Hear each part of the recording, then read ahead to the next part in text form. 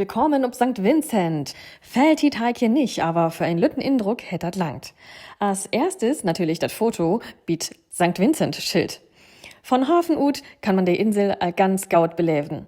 Überall Geräune Anbagen, Regenwald und vulkanische Landschuppen. Zwischen die Anbagen liegt bunte Hüs und lütte Dörpen verstreut.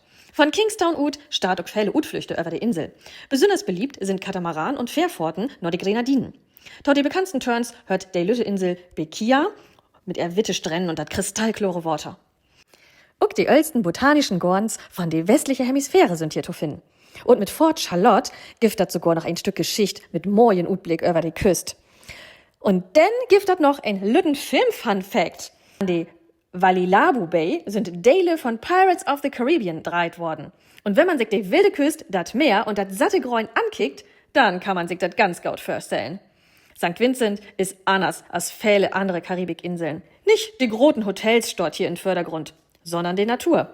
Und genau diese Mischung ut Regenwald, Meer, Anbagen und Ursprünglichkeit mag die Insel so besonders. Löbt.